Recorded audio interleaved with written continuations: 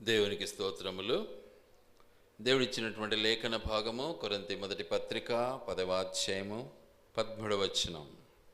సాధారణముగా మనుషులకు కలుగు శోధన తప్ప మరేది మీకు సంభవింపలేదు. ఏ శోధన వచ్చినా, ఎంత చిన్నది కానీ పెద్దది కానీ ఎలాంటిది వచ్చినా మనం ఏం చేస్తామో, నాకు వచ్చినంత శోధన ఎవరికి రాలేదనుకుంటాం. ఆ విధంగా మన జీవితం మనము గొప్పగా ఆలోచిస్తూ ఉంటాం. దేవుడు అంటున్నాడు, సర్వసాధారణంగా మనుషులకు వాళ్ళకి శోధనలు తప్ప వేరేది రాదు. రోగాలన్నీ మనుషులకే వచ్చేది, అనారోగ్యాలు, యాక్సిడెంట్లంతా మనమే అనుభవిస్తూ ఉంటాం, రకరకాల శోధనలకు గురవుతూ ఉంటాం. కానీ వాటన్నిటి విషయంలో కూడా దేవుడు నమ్మదగిన వాడుగా ఉన్నాడు అంటున్నాడు. అక్కడ ఏమంటున్నాడు? వాటన్నిటిలో కూడా దేవుడు ఎలా ఉన్నాడు? నమ్మదగిన వాడు. ఎందుకు?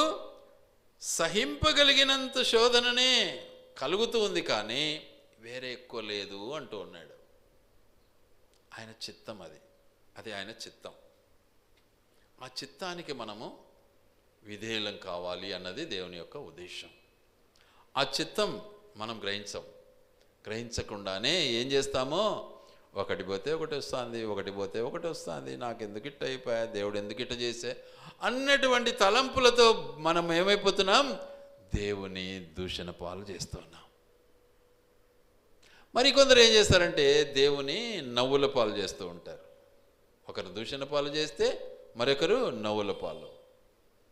ఆహాహా ఆహాహా అనే మాటలతో కవ్వించడం, నవ్వించటం, వాటన్నిటిని బట్టి దేవుని తిరస్కరిస్తూ, దేవునికి దూరం అవుతూ, దేవుని యొక్క ఉన్నత స్థితిని గుర్తించక దూరమవుతూ ఉంటారు. కాబట్టి ఇటు శోధన మనకెందుకు వచ్చింది? వాళ్ళు చూడు, వాళ్ళకి ఏం భక్తి లేదు, యుక్తి లేదు, వాళ్ళు ఎట్లున్నారు చూడు, లగ్జరీగా ఉన్నారు, కార్లలో దిగుతున్నారు, హైటెక్లో తిరుగుతున్నారు, రకరకాల వాళ్ళ కథ చూడు. అంటే ఏమిటిది ఇది? ఒకటి ఓర్వలేనితనం, రెండవది ఇంకోటి ఏమంటారు, దాన్ని ఏమంటారు? ఓర్వలేనితనం ఒకటి, ఏమంటారు ఇంకొకటి ఏదో ఉంది, ఆ పదం రాలే తొందరగా. అసూయ కలిగినటువంటి జీవితం. ఆలోచించుకోండి ఒకసారి. కష్టం వచ్చింది ఆనందించాలని దేవుడు చెప్తున్నాడు. నీ కష్టం వచ్చిందే, ఆనందించు. నీ కష్టం వచ్చినందుకు దేవుని స్తుతి చెల్లించు, దేవుడు తీరుస్తాడు. దేవుడు నాకు ఇచ్చిన గొప్ప ఆధిక్యత, దేవుడు నాకు నిజంగా ఎన్నో కష్టాల గుండా తీసుకొచ్చాడు, వాటన్నిటిలో దేవుడు విజయం ఇస్తూ వచ్చాడు. అద్భుతం, ఆశ్చర్యం. ఆ దేవుడు నాతో ఉన్నాడు, నన్ను నడిపించాడు. పర్సనల్ లైఫ్లో కానీ, ఉద్యోగ లైఫ్లో కానీ దేవుడు అద్భుతాలు. ఎంత కష్టం అనుభవించానో, నా గొప్పతనం కాదది, దేవుడు నాకు తోడయుండి నన్ను నడిపించాడు. తెలియనప్పుడు ఏడ్చాను, దేవుడా నన్ను కింద ఎందుకు చేసేవన్నాను. కానీ తెలుసుకున్న తర్వాత అనలే ఆ మాట. నేను దీన్ని సాధించాలి, దీన్ని ఎదిరించాలి, దీన్ని జయించాలి, నా దేవుడు నాకున్నాడు అన్న భావంతో ముందుకు సాగాను. తృణీకరింపబడిన జీవితం అనుభవించటంలో సంతోషించాను. కాబట్టి ప్రభువులో మనము కొనసాగాలి. ప్రభువులో మనం కొనసాగకుండా మనకేదో గొప్ప మనమే అన్నట్లుగా మనం ఫీల్ అయితే మనం దేవునిలో ఎదగలేం, దేవునిలో మనము కొనసాగలేం. కాబట్టి ప్రభువులో కొనసాగటానికి సిద్ధపడాలి. చాలామంది ఏమంటారంటే, దేవుడు ఎంత శోధన పెట్టాడు నాకు, దేవుడు నన్ను ఇట్లా చేశాడు, దేవుడు నన్ను. వాక్యం ఏమంటుంది చూడండి దయచేసి. యాకోబు పత్రిక 1వ అధ్యాయం 12వ వచనం ఏమంటుంది? శోధన సహించువాడు ధన్యుడు. శోధన సహించువాడు ధన్యుడు. అతడు శోధనకు నిలిచిన వాడై ప్రభు తన్ను ప్రేమించు వారికి వాగ్దానము చేసిన జీవ కిరీటమును పొందును. అది గ్రహించడంలే మనం. శోధన సహించడంలే, శోధనను సహించలేకపోతున్నాం. ఇంకేమంటాము? శోధనలో, వేదనలో, బాధలో ఏమంటాం మనము? దేవుని చేత శోధింపబడుతున్నాము అంటాం. దేవుడు ఎందుకో నాకు ఇట్లా పెట్టినాడు అంటాం. అది తగదు, అది దేవుడు కాదు చేసేది. కాబట్టి మన స్వకీయమైనటువంటి సొంత ఆలోచనకు మనం బానిసలమైనప్పుడు మరీ శోధనలు ఎక్కువైతాయి. మనకు ఇంకా శోధనలు ఎక్కువైతాయి.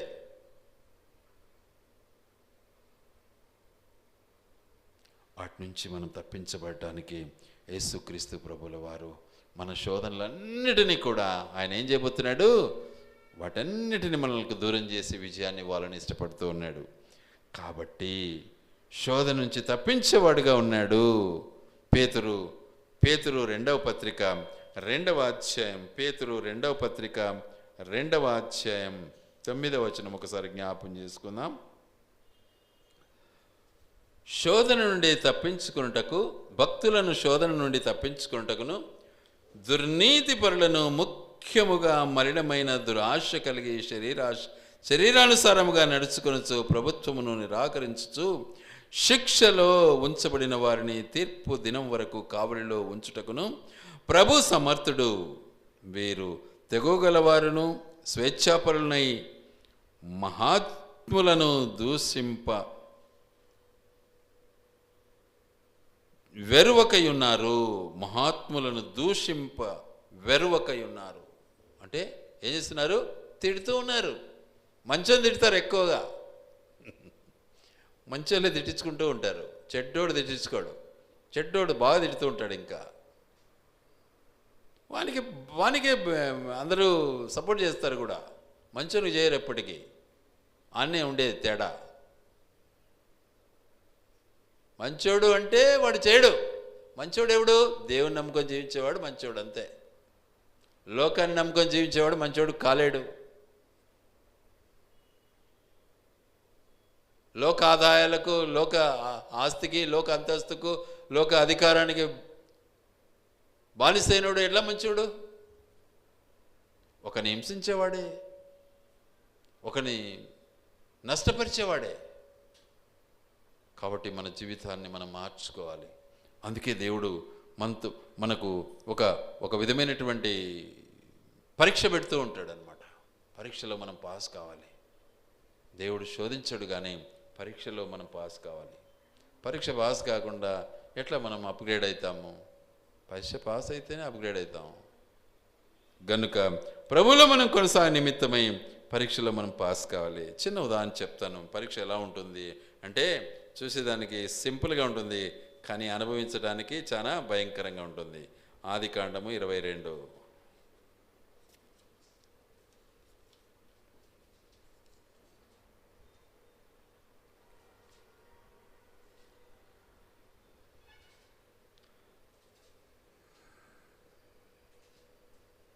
ఒకటి 2 వచనాలు చదువుకుందాం. ఆ సంగతులు జరిగిన తరువాత దేవుడు అబ్రహామును పరిశోధించెను.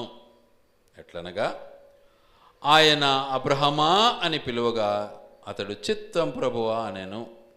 అప్పుడు ఆయన, నీకు ఒక్కడై ఉన్న నీ కుమారుని అనగా నీవు ప్రేమించు ఇస్సాకును తీసుకొని మొరియా దేశమునకు వెళ్ళి అక్కడ నేను నీతో చెప్పబోవు పర్వతములలో ఒకదాని మీద దహన బలిగా అతన్ని నర్పించుమని చెప్పెను. ఇది పరీక్ష.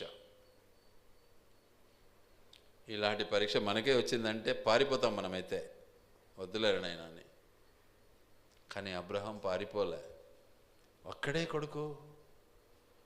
ఒక్క కొడుకును ఎప్పుడిచ్చినాడు? దాదాపు 25 సంవత్సరాలు చెప్పి 25 సంవత్సరంలో ఇచ్చినాడు. అప్పటికి ఆయన వయసు ఎంత? 100 సంవత్సరాలు. 100 సంవత్సరాలు ఇచ్చినటువంటి కొడుకును మళ్ళీ ఏమంటున్నాడు? నా కొరకు దహన బలిగా అర్పించు అబ్రహామా అంటున్నాడు. కానీ అబ్రహాం ఏమన్నాడు? అబ్రహాము వెంటనే అర్పించమని చెప్పెను. తెల్లవారినప్పుడు అబ్రహాము లేచి తన గాడిదకు గంతకట్టి తన పని వారిలో ఇద్దరిని తన కుమారుడుగు ఇస్సాకును వెంటబెట్టుకుని దహన బలి కొరకు కట్టెలు చీల్చి లేచి దేవుడు తనతో చెప్పిన చోటికి వెళ్ళను. చూసారా, ఏం నోట్లో నుంచి మాట రాలే, ఏమే కానీ కుయ్యకనలే. మనమైతే ఎన్ని ప్రశ్నలు వేస్తామో, ఏమని, ఏమి తెలివి లేదా, ఒక్క కొడుకుగా నాకు ఇచ్చినందుకు మళ్ళీ దహనబలి. ఎంత బాధపడతామో మనము, ఎంతగా మనం దేవుని దూషిస్తామో. కానీ అబ్రహాము ఒక్క మాట కూడా బదులు పలకకుండా లోబడ్డాడు. అదే ప్రేమ అంటే. లోబడిన జీవితమే ప్రేమ. ఆజ్ఞకు లోబడ్డాడు.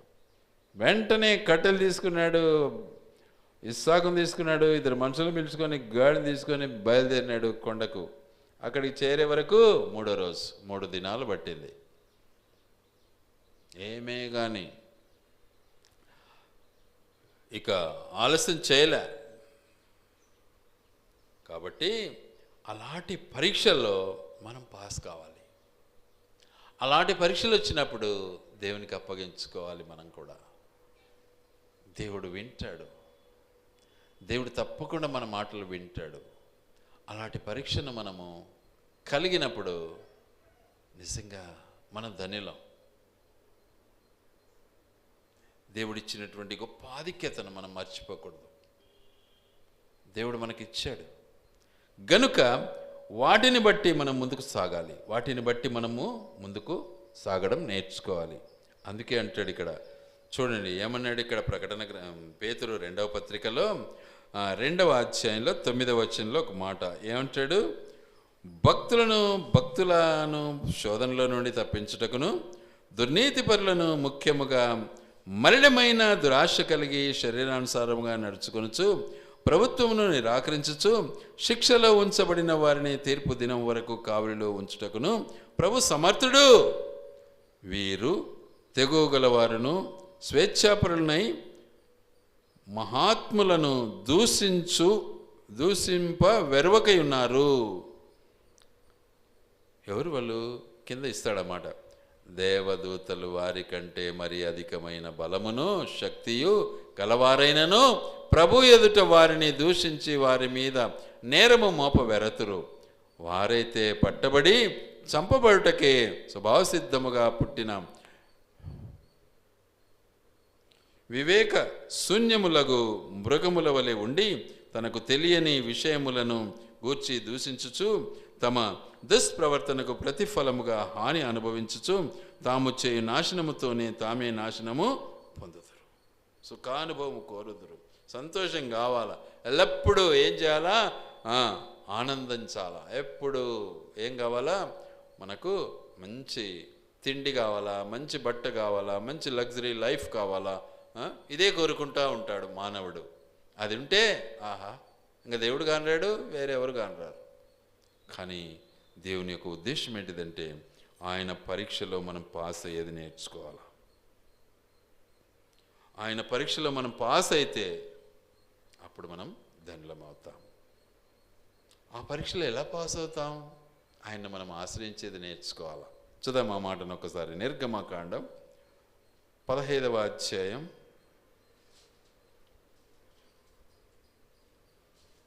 25వ వచనం చదువుకుందాం.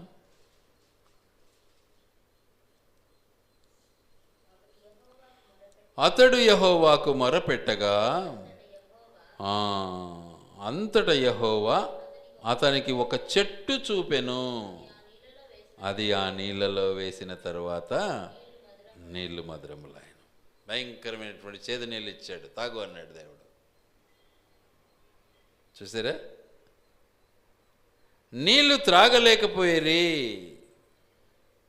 దానికి మారా అను పేరు కలిగెను. మారా అనగా అర్థము చేదు.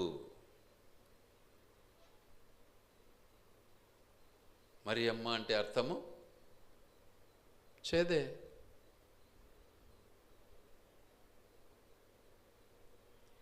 కాబట్టి ఆ చేదు నీళ్ళని ఇవ్వటంలో ఎవరు త్రాగలేకపోయారు, త్రాగలే. అయితే ఏం చేశాడు దైవజనుడు? మొరపెట్టాడు. ఏం చేశాడు? దేవుని మొరపెట్టాడు. ప్రభువా, ఈ పరిస్థితి ఏంటి? ఈ పరీక్షలో పాస్ చేయి తండ్రి నన్ను అన్నాడు. దైవజనుడు మొరపెట్టగానే ఏం చేశాడు? ఒక చెట్టును చూపించాడు, ఒక చిన్న మొక్కను చూపించాడు. ఆ చెట్టును తీసి అందులో వేయాలి అన్నాడు. అన్నాడు నీళ్ళలో వేసిన తర్వాత ఆ చెట్టును చూపెను. అది ఆ నీళ్ళలో వేసిన తర్వాత నీళ్లు మధురములాయను. అక్కడ ఆయన వారికి కట్టడను వీధిని నిర్ణయించి అక్కడ వారిని పరీక్షించి మీ దేవుడైన యెహోవా వాక్కును శ్రద్ధగా విని ఆయన దృష్టికి న్యాయమైనది చేసి ఆయన ఆజ్ఞలకు విధేయులై ఆయన కట్టడలన్నిటినీ అనుసరించి నడిచిన ఎడల నేను ఐగుప్తీయులకు కలుగజేసిన రోగములలో ఏది మీకు రానియ్యను, నిన్ను స్వస్థపరచు యెహోవాను నేనే. అంటే ఆయన కట్టడలు మనం అనుసరించినప్పుడు మనకు రోగాలు వస్తుంటాయి. ఆయన కట్టడలు మనం అనుసరించకపోతే మనకు భయంకరమైనటువంటి ఇబ్బందులు కలుగుతూ ఉంటాయి. తప్పుడు మార్గాన వెళ్ళినప్పుడు అన్ని ఇబ్బందులే. ఒక్క అబద్ధాన్ని దాచిపెట్టుకోవడానికి 100 అబద్ధాలు, 100 అబద్ధాలను దాచిపెట్టుకోవడానికి ఇంకా ఎన్ని వేలు మాట్లాడాలనొచ్చు. మాట తప్పిపోతూ ఉంటుంది, నోరు జారిపోతూ ఉంటుంది, నాలుక తిప్పుతూనే ఉంటాం. బాగా మాట్లాడడం నేర్చుకుంటాం, రకరకాల మాటలు. వాటి వల్ల ఏం లాభం? కాబట్టి ఆయనకు లోబడితే, ఆయన దగ్గర మొర పెడితే నిజమైనటువంటి మొర ఆయన వినేవాడుగా ఉన్నాడు. నిజముగా మొరపెట్టు వారి యొక్క మొరను ఆయన వినేవాడుగా ఉన్నాడు. నిజముగా మొరపెట్టు వారి యొక్క మొరను ఆయన వినేవాడుగా ఉన్నాడు. ఎక్కడ ఉంది ఆ మాట? కీర్తనలు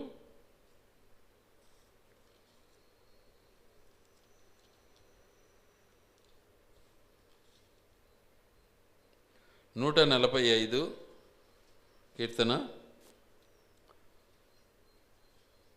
18. తనకు మొరపెట్టు వారికందరికీ, తనకు నిజముగా మొరపెట్టు వారికందరికీ యెహోవా సమీపముగా ఉన్నాడు. తన యందు భయభక్తులు గల వారి కోరిక ఆయన నెరవేర్చును. వారి మొర ఆలకించి వారిని రక్షించును. ఆయన మొర వినేవాడుగా ఉన్నాడు, రక్షించేవాడుగా ఉన్నాడు, కాపాడేవాడుగా ఉన్నాడు. నిజముగా మొరపెట్టేది నేర్చుకోవాలా. లోకానుసారమైన మొర కాదు, నిజముగా మొరపెట్టేది నేర్చుకోవాలి మనం. అప్పుడు మనం ధన్యులమవుతాం. గనుక ప్రభువులో మనం కొనసాగాలి, నిజముగా మొరపెట్టడం నేర్చుకోవాలి. తప్పకుండా దేవుడు మన మొర వింటాడు. మోషే మొర విన్నాడు, చెట్టును చూపించాడు. చెట్టు దేనికి సాదృశ్యంగా ఉంది?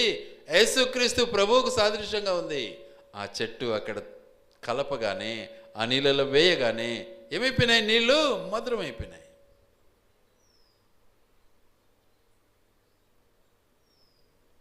నిజమైనటువంటి మొర దేవుడు దిగి వస్తాడు. మనం నిజంగా మొరపెట్టాం, స్వార్థంతో మొరపెడతాం, దేవుడు రాడు, అనుభవిస్తూ ఉంటాం. ఇది వాస్తవం. కాబట్టి నిజమైనటువంటి మొరను మనం అనుభవించినప్పుడు దేవుడు తప్పకుండా మన మొర వినడానికి సిద్ధంగా ఉంటాడు. అందుకు నిజంగా వాస్తవానికి దేవుడు విన్నటువంటి వాడుగా ఉన్నాడు, ఆలకించి జవాబిచ్చే దేవుడుగా ఉన్నాడు. మోషే ప్రార్థించగా దేవుడు విన్నాడు, యెహోషువ ప్రార్థించగా దేవుడు విన్నాడు, అబ్రహాము ప్రార్థించగా దేవుడు విన్నాడు, ఇస్సాకు ప్రార్థించగా దేవుడు విన్నాడు, యాకోబు ప్రార్థించగా దేవుడు విన్నాడు. ఎన్నో అద్భుతాలు జరిగాయి.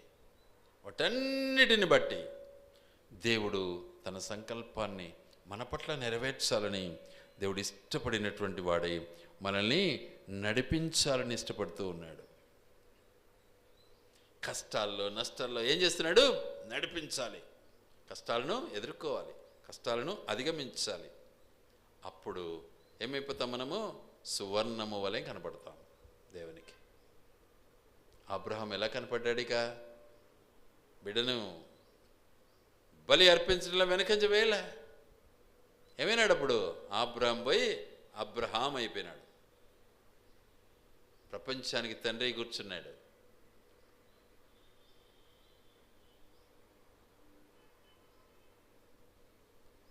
కనుక అబ్రాహాము విగ్రహారాధికుడు, కానీ అబ్రహాము నీతిమంతులకు విశ్వాసులకు తండ్రి అయిపోయినాడు. ఎంత గొప్ప బిరుదు ఇచ్చాడు దేవుడు చూడు. కాబట్టి దేవుని యందు మనం కొనసాగటానికి దేవుడు మనకిచ్చినటువంటి గొప్ప ఆధిక్యతను బట్టి మనం ఎల్లప్పుడూ కూడా దేవునిలో కొనసాగి ఆయన మనకు మరి పరీక్షల్లో మనం నెగ్గు నిమిత్తమై మన ఓర్పు సహనాన్ని దేవునికి అప్పగించుకుందాం. దేవుడు మనల్ని నిజంగా నడిపించాలని ఇష్టపడిన మన దేవుడు మనల్ని తన రాజ్యంలోనికి నడిపిస్తాడు. దేవుడి మాటలు ఆయన వినికిడిలో దీవించి ఆశీర్వదించునుగాక. బలలో ప్రవేశిద్దాం.